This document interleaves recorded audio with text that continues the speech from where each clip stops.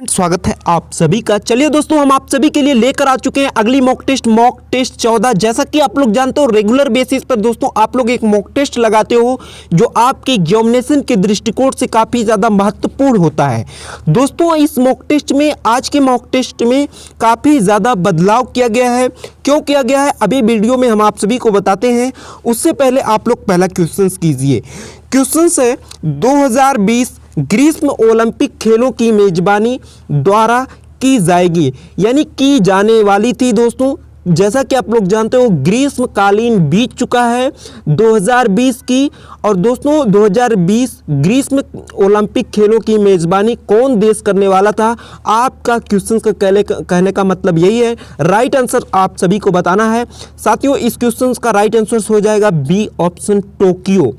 Tokyo Japan की राजधानी का नाम है। साथियों 2020 ग्रीष्म ओलंपिक खेलों की मेजबानी टोक्यो जापान की राजधानी का जो नाम है उन्हीं के द्वारा की जानी थी। लेकिन दोस्तों कोरोना महामारी के कारण, जैसा कि आप लोग जानते हो, गर्मी के समय यानी 2020 मार्च और अप्रैल महीना के समय दोस्तों कोविड-19 महामारी का प्रकोप काफ़ी ज़्यादा था। पूरे देश में लॉकडाउन लगा था, जिसके कारण यह जो कि खेल स्थगित कर दिया गया, पोस्टपोन कर दिया गया। अब यह खेल वर्ष 2021 में आयोजित कराई जाएगी। उम्मीद करते हैं आपको क्वेश्चंस क्लियर हो गया होगा।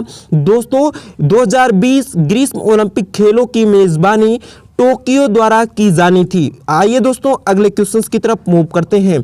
दोस्तों क्यों इसके मॉक टेस्ट में जो कि रीजनिंग का क्वेश्चंस हटा दिया गया, आप सभी को बता देना चाहते हैं। साथियों सबसे महत्वपूर्ण टॉपिक आपके किसी भी कॉम्पिटिटिव एग्जाम में होता है तो वह जीके जीएस करंट अफेयर का होता है। खासकर बात करें साथियों पार्टिकुलर दिल्ली पुलिस के कांस्टेबल के एग्जाम में तो 50 नंबर का जीके जीएस करंट अफेयर ही पूछा जाएगा। और रीजनिंग तो आप लोग जानते हो 25 नंबर का पूछा जाएगा, वो आसानी से आप लोग कर ले जाओगे। यानी 50 नंबर जीके जीएस और करंट अफेयर और 25 नंबर जो कि रीजनिंग। यदि आप यही दोनों टॉपिक अच्छे से कवर कर लोगे तो आपका 75 नंबर बन जाएगा दोस्तों। और कंप्यूटर तो आप लोग आसानी से कर ले जाओगे। प्लेलिस्ट में उसकी क्लासेस कुछ अवेलेबल है, यदि आप वह क्लासेज ही अटेंड कर लिए तो दोस्तों आपका लगभग 9 से 10 नंबर तो उसमें भी सही हो जाएंगे, जो 10 नंबर का आएगा। तो उम्मीद करते हैं साथियों आप लोग समझ पा रहे होंगे जीके जीएस और करंट अफेयर के पोर्शन कितने इंपॉर्टेंट हैं। आप लोग रेगुलर बेसिस पर बने रहिए दोस्तों। कुछ दिन इस प्रकार का मॉक टेस्ट आप लोग लगाओगे, उसके बाद आप लोगों के लिए फुल मॉक टेस्ट लाया जाएगा, जिससे आप पूर्ण रूप से तैयार हो जाओगे। तो आप लोग निश्चिंत रहें दोस्तों, ट्रस्ट रखिए। आप लोगों के लिए ऐसे ऐसे क्वेश्चंस लाया जाएगा जो आप लोग एग्जैक्ट परीक्षा पेपर में जाकर खुद देखोगे।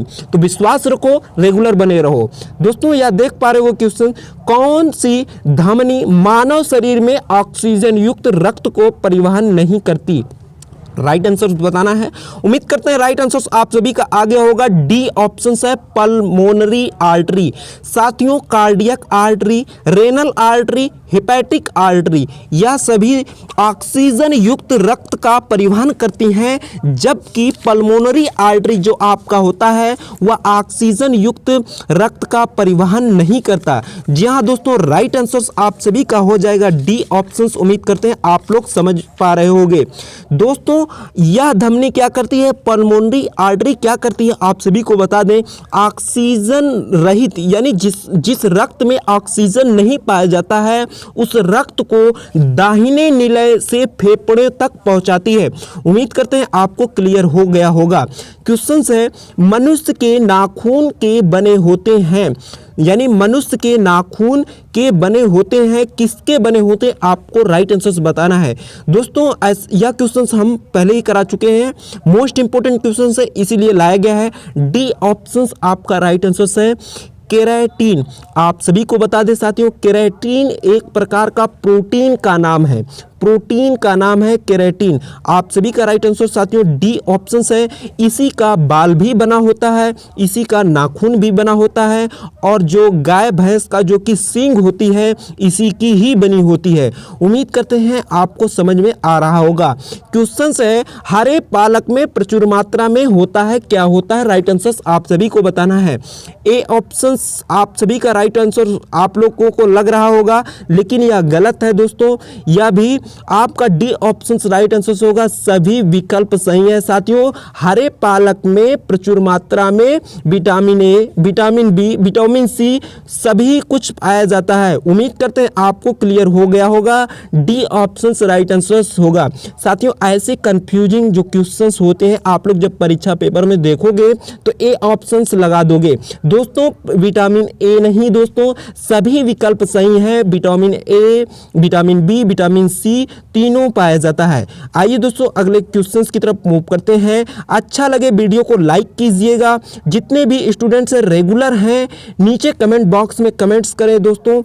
100% आपकी हर कुछ मदद की जाएगी दोस्तों। यह क्वेश्चंस आप लोग देख पा रहे होंगे। निम्नलिखित में से कौन गैलेना के नाम से भी जाना जाता है? तो आपका राइट आंसर क्या होगा नीचे कमेंट बॉक्स में बताइएगा दोस्तों। गैलेना को लेड सल्फाइड यानी पीबीएस के नाम से भी जाना जाता है दोस्तों।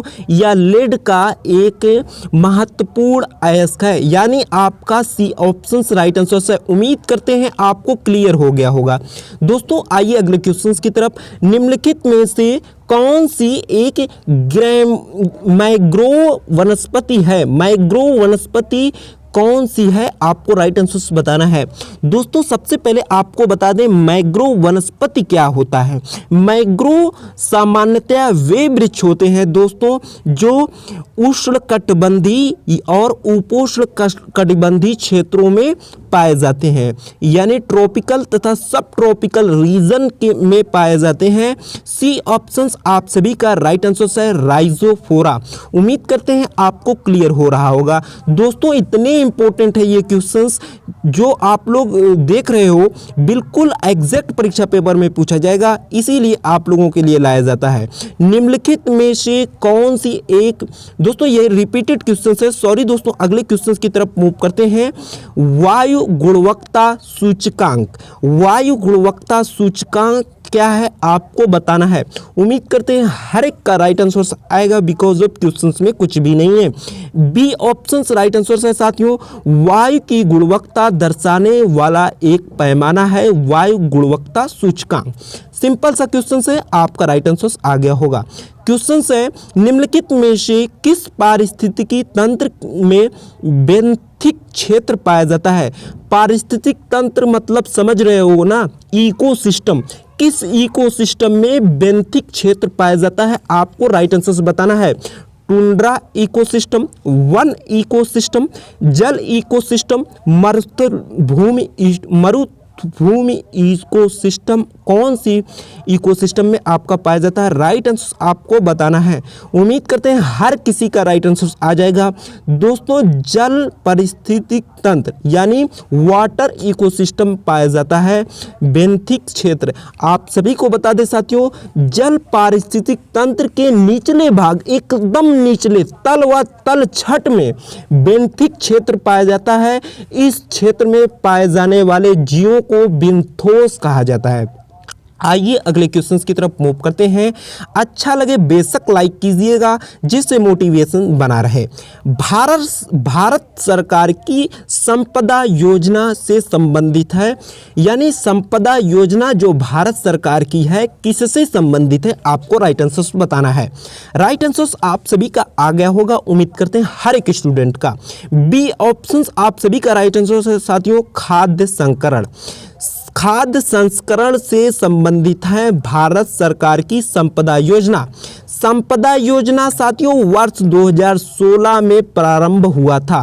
आइए दोस्तों अगले क्वेश्चंस की तरफ मूव करते हैं। ऐसे क्वेश्चंस आपको परीक्षा पेपर में फंसेंगे दोस्तों।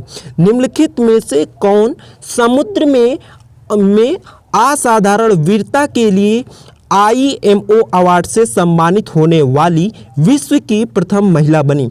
दोस्तों राधिका मेनन। राधिका मेनन दोस्तों समुद्र में असाधारण वीरता के लिए IMO अवार्ड से सम्मानित होने वाली विश्व की प्रथम महिला बनी। दोस्तों विश्व की प्रथम महिला बनी थी, इसीलिए आपके लिए मोस्ट इंपोर्टेंट है। उम्मीद करते हैं आपको समझ में आ गया होगा। आइए दोस्तों अगले क्वेश्चन की तरफ मूव करते हैं। भारत सरकार का GEM पोर्टल से संबंधित है, किससे संबंधित है GEM पोर्टल? आपको राइट आंसर्स बताना है। दोस्तों राइट आंसर्स बताइए। अभी हम आप सभी को GEM के बारे में भी बताते हैं। उम्मीद करते हैं हर एक स्टूडेंट का राइट आंसर्स आ गया होगा। तब आप सभी को बता दें साथियों, GEM का मतलब क्या है?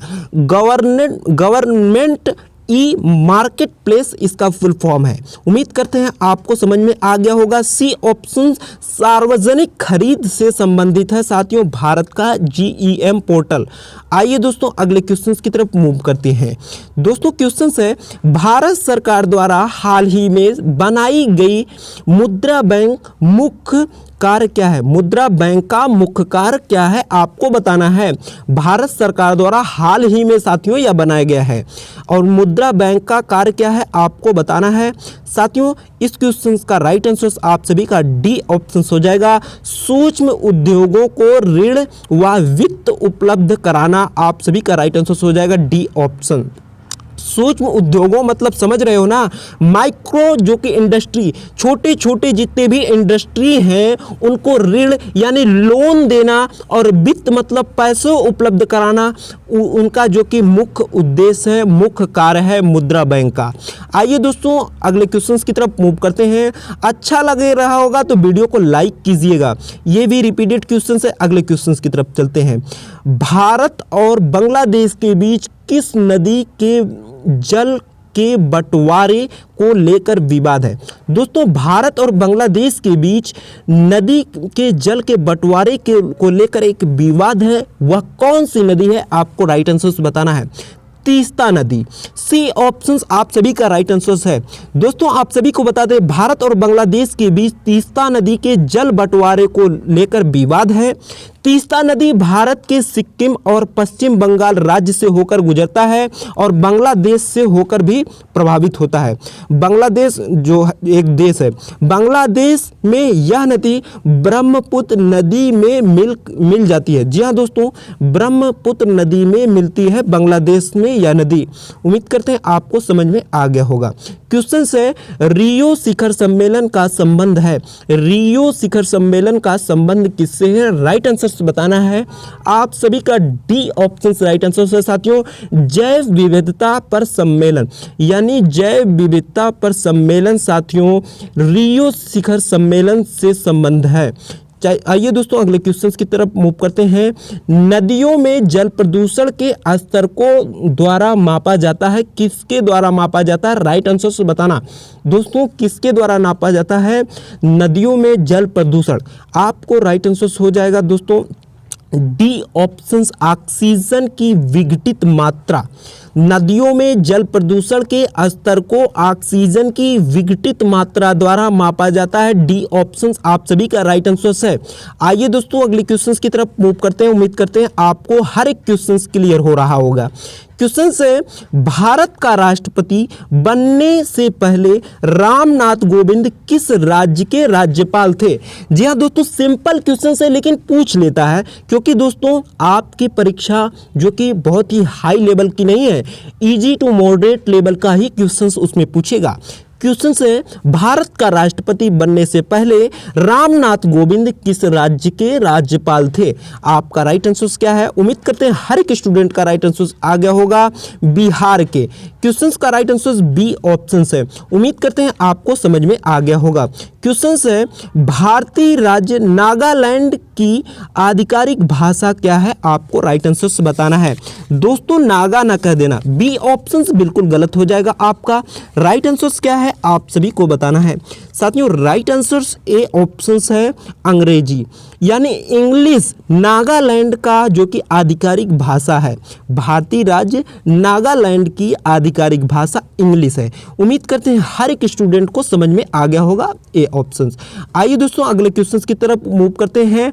भारत के राष्ट्रीय ध्वज पर चित्रित अशोक चक्र में कितनी तीलियां हैं? दोस्तों सिंपल क्वेश्चन है, लेकिन पूछ लेता है तो हमको बताना आपकी हमारा फर्ज है आपको बताना। दोस्तों इस क्वेश्चन का राइट आंसर है बी ऑप्शन 24। आइए दोस्तों अगले क्वेश्चन की तरफ मूव करते हैं। 24 उसका राइट था। क्वेश्चन है भारत के संविधान में अस्पृश्यता उन्मूलन किस अनुच्छेद में है? अस्पृश्यता उन्मूलन, आपका राइट आंसर क्या होगा आपको बताना है। दोस्तों संविधान से भी क्वेश्चन पूछा जाएगा, आप लोग इसको इग्नोर ना करना। डी ऑप्शंस आप सभी का राइट आंसर है अनुच्छेद 17 से। अनुच्छेद 17 से संविधान के अनुच्छेद 17 द्वारा अस्पृश्यता का उन्मूलन किया गया। इस अनुच्छेद के अंतर्गत साथियों अस्पृश्यता को अंत किया जाता है। आइए दोस्तों अगले क्वेश्चंस की तरफ मूव करते हैं। क्वेश्चंस अच्छा लगे बेशक लाइक कीजिएगा। दोस्तों सूरसेन महाजनपद की राजधानी कहाँ थी? आपको बताना है। आपका राइट आंसर आ गया होगा। डी ऑप्शंस आपका राइट आंसर है। आपको बता दें साथियों मत्स्य महाजनपद की राजधानी विराटनगर और गांधार महाजनपद की राजधानी तक्षशिला, काशी महाजनपद की राजधानी वाराणसी और सूरसेन महाजनपद की राजधानी मथुरा। आप सभी को हमने तीनों के बारे में भी बता दिए, इसके बारे में भी। आइए दोस्तों अगले क्वेश्चंस की तरफ मूव करते हैं। क्वेश्चंस बहुत ही रोचक है, जरा ध्यान से देखिएगा। 1923 में किसके द्वारा स्वराज पार्टी की स्थापना की गई थी? आपको राइट आंसर बताना है। उम्मीद करते हैं हर किसी का राइट आंसर आएगा। दोस्तों आप लोग इसमें मिस्टेक ना कर देना, बी ऑप्शन आपका गलत है, यह मत लगाना। दोस्तों आपका राइट आंसर हो जाएगा डी ऑप्शन मोतीलाल नेहरू और सी आर दास। मोतीलाल नेहरू और सी आर दास द्वारा दोस्तों वर्ष 1923 में इसकी जो कि स्थापना की गई थी स्वराज पार्टी की। आइए दोस्तों अगले क्वेश्चंस की तरफ मूव करते हैं। अच्छा लगे बेशक लाइक कीजिए। क्वेश्चन है किस वायसराय के शासनकाल के दौरान भारत के 11 राज्यों में पहली बार चुनाव कराए गए थे? यानी कौन सा ऐसा वायसराय की शासनकाल थी जिसके दौरान भारत के 11 राज्यों में पहली बार चुनाव कराए गए थे? आपका राइट आंसर क्या आएगा आपको बताना है। ए ऑप्शंस आप सभी का राइट आंसर आ जाएगा लॉर्ड लिनलिथगो, आपका राइट आंसर है। आइए दोस्तों अगले क्वेश्चंस की तरफ मूव करते हैं। भारत में स्तूप की सबसे बड़ी संघनता कहाँ है? आपको राइट आंसर बताना है। भारत में स्तूप की सबसे बड़ी संघनता कहाँ है? आपको राइट आंसर बताना है। आपका राइट आंसर साथियों सी ऑप्शन मध्य प्रदेश। मध्य प्रदेश में सांची स्तूप है यहीं पर। दोस्तों अगले क्वेश्चंस की तरफ मूव करते हैं। लास्ट क्वेश्चन से बड़ा ही इंपॉर्टेंट है, उम्मीद करते हैं आप सभी का राइट आंसर आएगा। दोस्तों इस क्वेश्चन का राइट आंसर आपको कमेंट बॉक्स में बताना है, बिकॉज ऑफ यह क्वेश्चन हमने आप सभी को पहले ही कराया है। थाई पूसम त्यौहार निम्नलिखित में से किस समुदाय के द्वारा मनाया जाता है? उम्मीद करते हैं हर एक स्टूडेंट जो रेगुलर हैं इस क्वेश्चन का राइट आंसर बता सकेंगे, बिकॉज ऑफ यह क्वेश्चन हम आप सभी को पहले ही बताए हुए हैं। दोस्तों इसीलिए कहते हैं हर एक क्वेश्चन इंपॉर्टेंट होता है, क्वेश्चंस को बहुत ही ध्यान से देखा करिएगा। दोस्तों फिर मिलेंगे, वीडियो को ज़्यादा से ज़्यादा लाइक कीजिए, शेयर कीजिए, चैनल पे नए हो तो सब्सक्राइब करके बेल आइकन को जरूर प्रेस कर लीजिएगा, जिससे आपको हर एक इन्फॉर्मेशन मिलती रहे। चलिए फ्रेंड फिर मिलेंगे। Thank you so much.